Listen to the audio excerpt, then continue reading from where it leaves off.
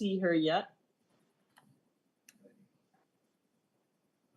Trustee Sargent, just to let you know, I'm representing Kim Somerville as well as doing the childcare update today. It's Chris. Great. Thank you. Should we begin, Alexa? Or? Yeah, sure. Okay. And then Laura can join us. Happy September. It's a big deal for us in the system, and I know you as well.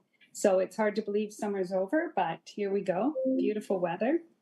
I'd like to acknowledge that the Richmond Board of Education acknowledges and thanks the First Peoples of the Hunkaminam language group, on whose traditional and unceded territories we teach, learn, and live. There is an agenda before you. Is everyone okay with that? Any omissions, changes? If not, could I get a mover and a seconder, please? Moved by Alexa, seconded by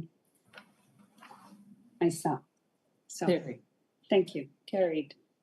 We have approval of the minutes, which are attached from April 30th, moved by Councillor Liu and Trustee Sargent. All those in favor, opposed, carried.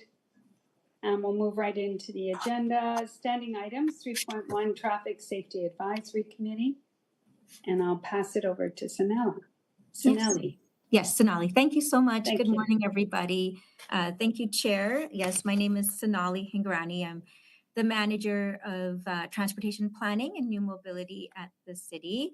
And I have the pleasure of providing a brief overview of the minutes that you have in your package today regarding the Traffic Safety Advisory Committee meeting that occurred since our last meeting and the items related to road safety initiatives, particularly around schools. So I'd like to start with our new program that staff is undertaking to encourage and promote walking and cycling trips to students going to high school. We call it a walk to school outreach. Last year, we went out and met with students as part of the community programs at West Richmond, Thompson, and Canby Road to promote walking and cycling options for trips that they take to school and answer any questions that they had regarding that. And for the fall and the remainder of the year, we plan to go out to 3 additional youth schools and youth groups. The first one is scheduled for early October with students at South Arm, and we'll be providing resources and information to them to encourage active transportation before and after they arrive to school and answer any questions that they have regarding their particular routes to help them out and try more sustainable modes of transportation if they're not already doing so. The second item relates to further outreach. ICBC, city community bylaws, and Richmond RCMP continue to collaborate on road safety initiatives around schools, including enforcement on speeding, proper parking, drop-off and pickup, and as well as distracted driving and other traffic infractions, and that's ongoing. And in particular, in May, the Richmond RCMP also performed Road Safety Day for Richmond High School. This event brought together various community partners like Transit Police, Richmond Fire and Rescue, ICBC, and city staff to convey further safety messages to students around traveling to school. And as we start into the new school year, these enforcement and education efforts are gearing up and have already commenced, and I'll have more details for committee as we do have an upcoming Traffic Safety Advisory Committee meeting in September regarding the particulars around the school safety initiatives that are occurring. But just for some preliminary information for this committee, I would like to note that our bylaw officers, in collaboration with Richmond RCMP, are going out to several schools over the course of September and October on a daily basis, where they will help to set good travel habits and safety practices for folks driving and accessing schools. And as part of that, every month in coordination with ICBC, they will also be having Speed Watch and Think of Me campaigns running again all around promoting safe travel to our schools in the city. And there's about two of those a month, and they cover two schools on two different days. So those programs are ongoing, and we will get more details for you as part of that and other initiatives that occur before the next meeting. So that concludes my update, and happy to answer any questions. Thank you. Thank you. I don't see any hands at this point, but I would like to say a couple of question and a comment. I really appreciate the hard work, city staff working with bylaws, et cetera, that you do to help keep our school zones safe. The Traffic Safety Advisory Committee was put together many years ago, and I'm so happy to see that still does such awesome work. Just to, in the minutes, it was noted by one of the participants about no left turn, and that perhaps we wanted that at every school. I'm going to call on our superintendent, but I'm not sure that we have made that request for all of our schools. And I'd be interested, maybe not today, but what do the RCMP or what do bylaws think about that suggestion? And I know it was referred back to the principal of the school, but I just want to maybe get a comment on that from our superintendent, and then any knowledge you might have around, is that the best practice to do? Seems quite difficult. And then the Think of Me campaign, just a little bit more on that. That would be really helpful. So, Chris, I wonder if you had any comments on that as a system. Thank you, Madam Chair, and good morning, everyone. I would certainly be happy to gather that information and to make sure we're providing up-to-date information. So if you're amenable to this, unless if one of my colleagues have more current information, I don't have the most up-to-date information in terms of the RCMP involvement in that. So if it's okay, we're more than happy to provide an update at the next meeting, if that's satisfactory. Great. And just making sure from the professionals, is that something that we should be requesting, which at this point as a system, we're not requesting those signs go up. That would be helpful. Thank you, and we'll be happy to receive any information. Thank you. The thought at the committee, from my understanding, and we're waiting for more information, so thank you for indicating as such. Definitely restricting turns, especially on the public roadway, could have unintended consequences in terms of rerouting traffic, having longer circuitous routes for traffic coming to school, and that in itself could create other exposure and frustration with drivers. So when we put turn restrictions, they have to be something that are able to be enforced and make sense, really. So my understanding from the item, and again, more information is yet to come, but it was more about the internal operation within the school parking area. Okay. So we're waiting on clarification regarding that, and then we can certainly review. Thank you. And then just the Think of Me campaign, what do you have more info about that and ways maybe we can get behind that? Absolutely. That's a fun activity that is involved with the school students, where they decorate handouts regarding messages that are really important to them from a personal level about road safety and considerations that they would like to have traffic around the school be aware of. So it really puts that connection between the students and the folks using the roadway. And those are then handed out to drivers as part of the campaign. So the messaging comes right from the source, so to speak. And that's something that started a while ago with ICBC. It was I believe, launched regarding a drinking driving campaign, and it's evolved over time. And as part of the school safety outreach and initiative, it really does involve student participation and their drawings and creations to develop the handouts that are then provided as part of the education piece to drivers. Fantastic. Thank you. Absolutely. Thank you so much. Are there any other questions in this topic? Moving on then, we'll go to the childcare update. And I think, Chris, is this a verbal then? I couldn't see a report. Thank you. Yes, it is. Okay, great. Over to you. So thank you, Madam Chair. A few updates from the childcare section.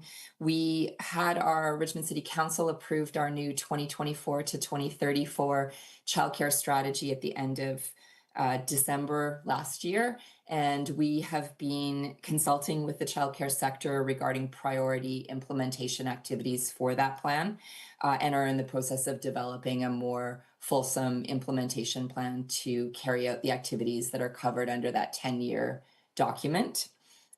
We are also engaging with a variety of key interested parties in the community with regards to a BC Healthy Communities grant that we received.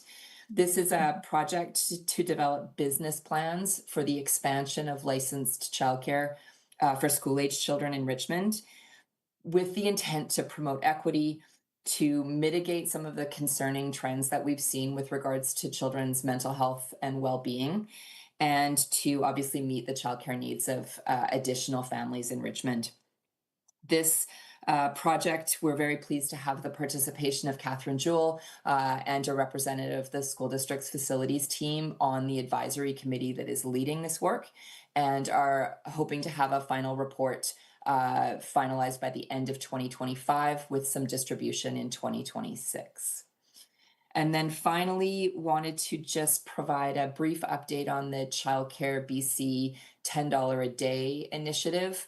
The program was expanded earlier in 2025, and we now have 11 out of our 13 city-owned childcare facilities are operating under the $10 a day plan. So providing great affordability for families who are accessing those programs for their childcare. And the province has just announced that they have reopened that program for applications at the current time. And so anticipate that there will be additional $10 a day spaces coming available in Richmond for families once that program application period has closed and the applications have been evaluated and processed. And I'm happy to answer any questions. That's good news. Any comments or questions from the group? I don't see anyone. Well, thank you very much, Chris. And I know our staff keep working with you in childcare portfolio. Thank you. Thank you.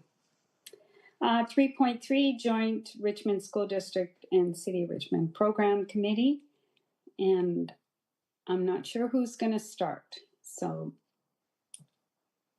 hands up. Oh, Raph. Thank you, Chair. Good morning, everyone. And I'm pleased to share an update on behalf of the Joint Richmond School District and City of Richmond Program Committee. We last met on June 4th, and full details are in the agenda package. I'll speak to a few highlights from that last meeting. We discussed a range of diverse programming options that were offered by the district's continuing education department this past summer, where all students in the system could find a program of need or interest. There's ongoing collaboration between the district and city staff to expand offerings available through community schools programming. And these programs are free or low-cost after-school opportunities in the hours immediately following school for elementary students, particularly those who may face barriers in accessing quality after-school programs in the community. So currently, we're looking at programs in partnership with the Stevenson Community Center as well as Canby Community Center in the fall. And we also noted that the art truck will also be running at Blair and Thompson Elementary schools in the coming weeks. June was also a significant month with engagement around the 2025 Participation Community Challenge. And we do note that the city did win this year and recognized as Canada's most active community. The school district also appreciates the opportunity to work alongside the city to annually promote both the summer active and grade 5 active passes. In the last school year, you would see from the minutes that we have seen a lot of success in terms of the passes not just being activated, but also being utilized. This fall, there's a teen mental health series offered by the Richmond Public Library in partnership with Pathways Clubhouse, and there are 4 workshops occurring in September and October. 2 specifically for teens, as well as 2 for parents and caregivers. And this has been communicated to school counselors, as well as our integrated child and youth team, as well as our Vancouver Coastal Health partners as well. Our next meeting is October 15th. So like I mentioned, full details in the package, but happy to take any questions or comments. Thank you. Did the city rep want to speak to the incredible initiatives that are happening here? Yeah, thank you, and through the chair, and thanks very much, Rav, for that update there and an overview of what we discussed. I guess the piece that I'd just like to tag on to a little bit further is a big thank you to the school district in regards to your continued efforts to help promote physical activity for youth and children and families. You touched on a couple of those items, the $29 summer active pass being one of those great opportunities to promote to kids and their families, and as well the Participation Community Challenge throughout the month of June. And again, a big thank you to the school district, to schools, to our other community partners, our community associations, societies, our local sport organizations, and many, many others that joined the challenge this year through increased efforts across the entire board. We saw major gains in our participation in that event. And as Rav noted, very proud to say that Richmond has been declared Canada's most active community, and we're very excited for that recognition. There will be a community celebration event that is coming forward on the weekend on September 20th. It's from 10 a.m. to 12 p.m. at the Minoru Center for Active Living Outdoor Plaza. And that's really an opportunity to thank the community and recognize the efforts of those involved in achieving that honor, and for another chance to be able to get active in our community. So thank you very much. Thank you. And in the agenda, there is a PowerPoint on summer learning. Is that just an FYI, or will someone be presenting that? Rav? Yes, that was just an FYI for those who attended our meeting in June. So we did share that update from the school district. Just in terms of I think we're really proud to just share the wide range of opportunities available to students in the summer. So not just always academic focus, but also interest, a range of interests that are available for students to pursue during the summer months as well. And thank you, Rav. And just so city employees know that we really working hard to make sure we keep that summer learning program really rich and vibrant, because we know a lot of students need places to go as well. And so that's really important to us. So we appreciate you helping in that regard. Anything else, Rav or Keith? Good. Thank you.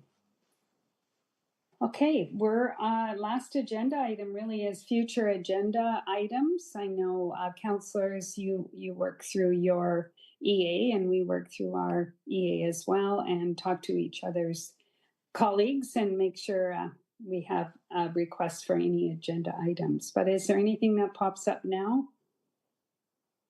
for you?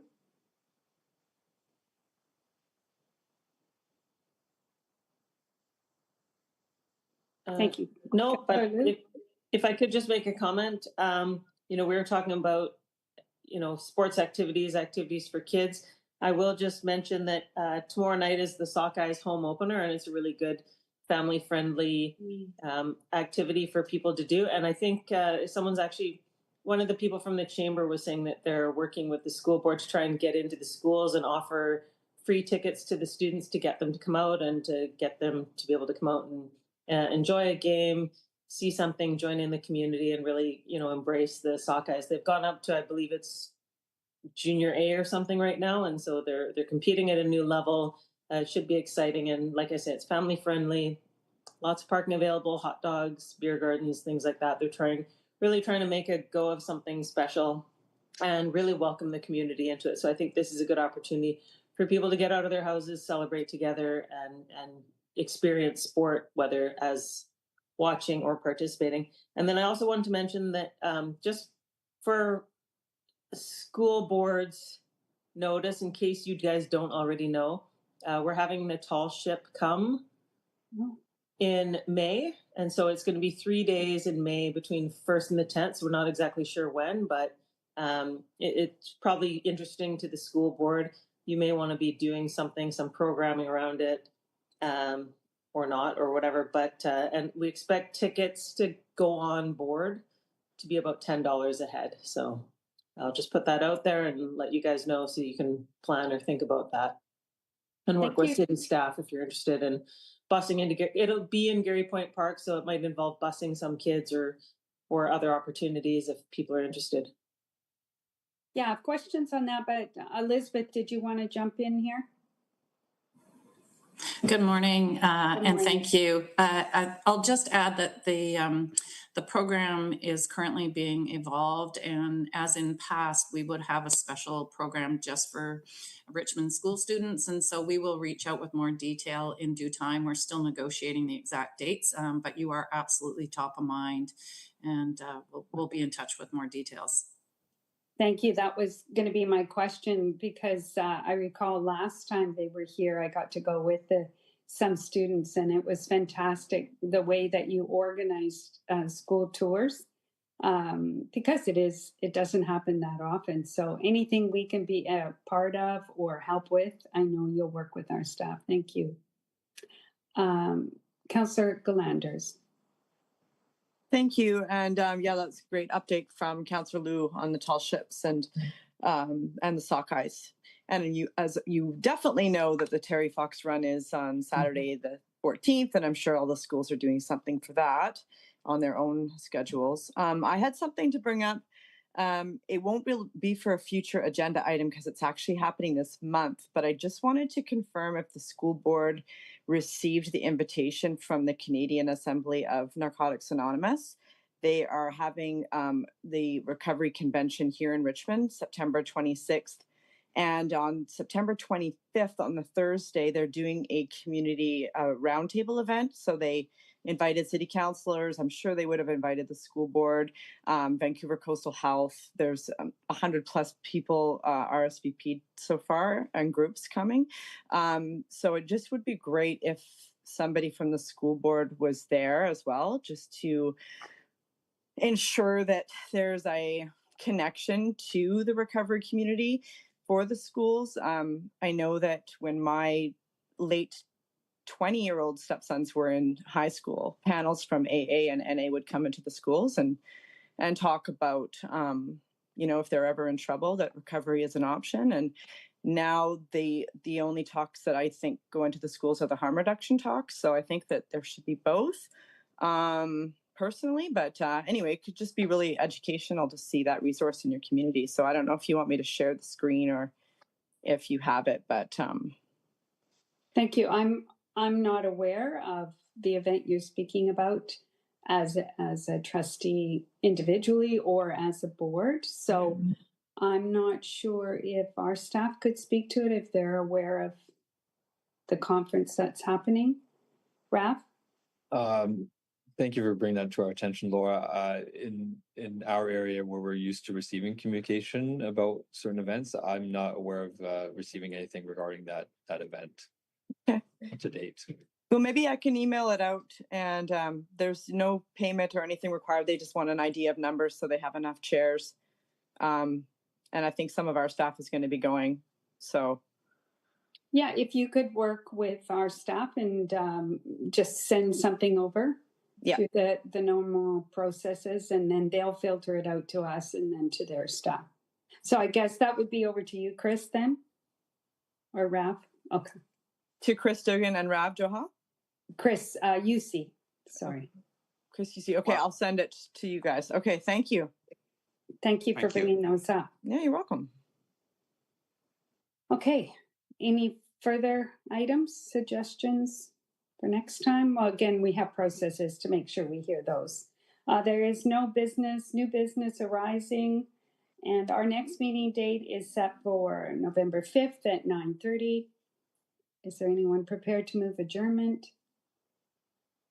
I think it's me and Councillor Liu, so I'll move, and I know Councillor Liu will second. So all those in favor? Opposed? Carried. The public meeting is closed. Thank you so much.